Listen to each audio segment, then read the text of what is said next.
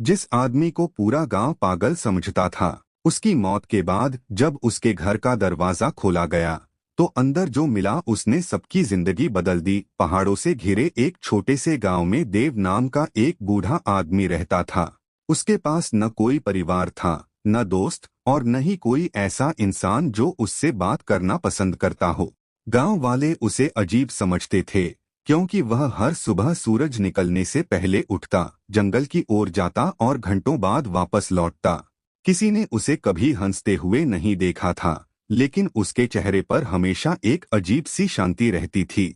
लोग उसका मजाक उड़ाते और कहते, जिसके पास कुछ नहीं होता वह शांति का नाटक करता है। लेकिन देव कभी किसी को जवाब नहीं देता था। एक दिन गांव का सबसे अमीर व्यापारी उसके पास आया और बोला, तुम्हारी पूरी जिंदगी बेकार चली गई, न धन कमाया न नाम कमाया, आखिर पाया क्या? देव मुस्कुराया और बोला, जो तुम पूरी जिंदगी कमाकर भी नहीं पा सके। व्यापारी हंस पड़ा और चला गया। लेकिन देव की बात उसके मन में कहीं अटक गई। समय बीतता गया, एक एक करके गांव के लोग धनवान होते गए, बड़े घर बनाते गए, लेकिन उनके चेहरों से सुकून गायब होता गया। वहीं देव उसी छोटी सी झोपड़ी में रहता रहा। फिर एक रात भयंकर तूफान आया, बिजली चमकी, आसमान गरजा और सुबह जब गांव वाले उठे तो खबर मिली कि देव अब इस दुनिया में नहीं रहा। किसी को खास फर्क नहीं पड़ा। लोगों ने सोचा, एक पागल बूढ़ा मर गया, इसमें क्या बड़ी बात है। लेकिन गांव के मुखिया ने कहा कि उसकी झोपड़ी की जांच की जानी चाहिए। जब लोग उसकी झोपड़ी के अंदर पहुंचे तो वहां न सोना था, न चांदी, न कोई खजाना, बस एक पुरानी लकड़ी की पेटी रखी थी, जिस पर मोटे अक्षरों में लिखा था, इसे केवल वही खोले जो सच में खुश होना चाहता हो। पूरे गांव में खलबली मच गई। जो लोग देव को पागल कहते थे वही अब उस पेटी के चारों तरफ खड़े थे।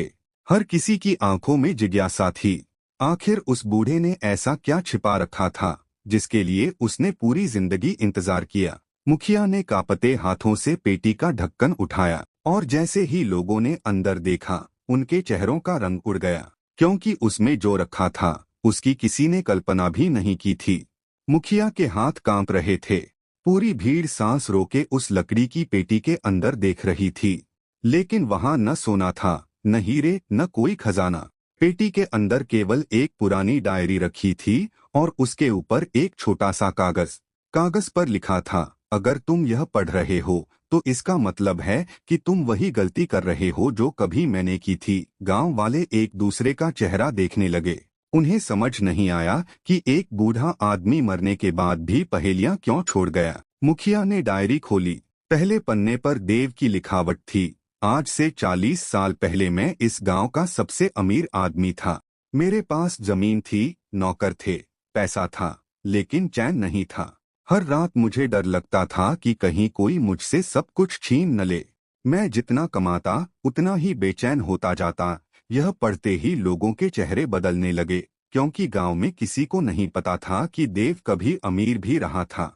डायरी के अगले पन्ने में लिखा था, एक दिन मैंने एक साधु से पूछा कि खुशी कहाँ मिलती है। उसने मुझे एक खाली कटोरा दिया और कहा, पहले इसे भरकर लाओ। मैं सोना भर लाया। उसने कहा, अभी भी खाली है। मैं चांदी भर लाया। उसने फिर कहा, अभी भी खाली है। मैं गुस्से में बोला, आखिर इसमें क्या भरना है।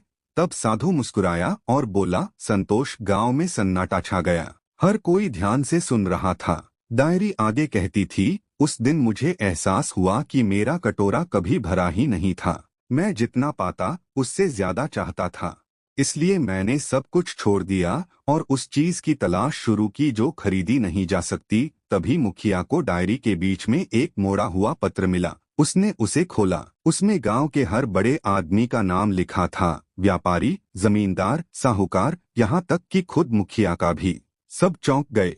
लेकिन सबसे नीचे एक लाइन लिखी थी, इन लोगों के पास सब कुछ है फिर भी ये खुश नहीं हैं। यह पढ़ते ही कई लोगों के सिर झुक गए, क्योंकि वे जानते थे कि यह सच था। उनके बड़े घर थे, लेकिन चैन की नींद नहीं थी। उनके पास पैसा था, लेकिन मन की शांति नहीं थी। तभी डायरी का आखिरी पन्ना सामने आया। उस पर केवल एक वाक्य लिखा था, अगर सच में खुश होना चाहते हो तो कल सूर्योदय से पहले उस जगह आना जहां मैं हर सुबह जाता था। यह पढ़कर पूरे गांव में हलचल मच गई। आखिर वह जगह कौन सी थी? देव रोज सुबह जंगल में कहाँ जाता था और उसने अपनी मौत से पहले ऐसा संदेश क्यों छोड़ा? उस रात गांव में शायद ही कोई सो पाया। हर किसी के मन में एक ही सवाल था, लेकिन किसी को अंदाजा नहीं था कि अगली सुबह जो सच सामने आने वाला है वह उनके जीवन की सबसे बड़ी सीख बन जाएगा। अगली सुबह सूरज निकलने से पहले ही पूरा गांव जाग चुका था। जिन लोगों ने कभी देव को पागल कहा था, वही लोग अब उसकी आखिरी बात का अर्थ जानने के लिए बेचैन थे। ठंडी हवा चल रही थी, आसमान हल्का नीला होने लगा था और जंगल की तरफ जाने वाले रास्ते पर लोगों की लंबी कतार लग गई थी। मुखिया सबसे आगे चल रहा था। कई घंटे तक पहाड़ियों और घने पेड़ों के बीच चलने के बाद वे एक ऐसी जगह पहुंचे जिसे देखकर सब हैरान रह गए। वहां न कोई मंदिर था, न कोई खजाना, न कोई रहस्यमयी गुफा। वहां केवल एक शांत झील थी, जिसका पानी इतना साफ था कि उसमें पूरा आसमान दिखाई दे रहा था।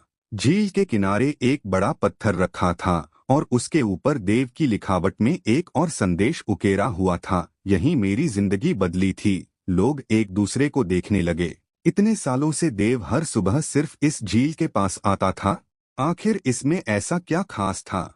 तभी मुखिया की नजर पत्थर के पीछे रखे एक छोटे से लकड़ी के डिब्बे पर पड़ी। उसने डिब्बा खोला। अंदर एक और पत्र था। उसने ऊंची आवाज में पढ़ना शुरू किया।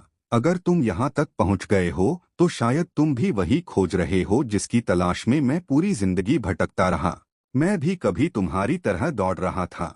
मुझे लगता था कि खुशी अगले सौदे में है, अगले घर में है, अगले सम्मान में है, लेकिन हर बार मंजिल मिलने के बाद भी मन खाली रह जाता था। फिर एक दिन मैं इस झील के पास बैठा और पहली बार खुद को सुना। गांव में सन्नाटा छा गया।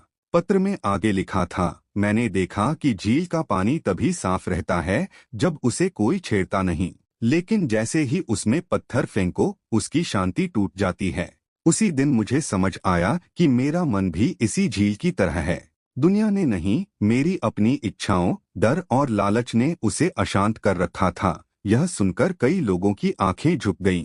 उन्हें अपनी जिंदगी याद आने लगी। कोई पैसे के पीछे भाग रहा था, कोई दूसरों से आगे निकलने के पीछे, कोई सम्मान के पीछे।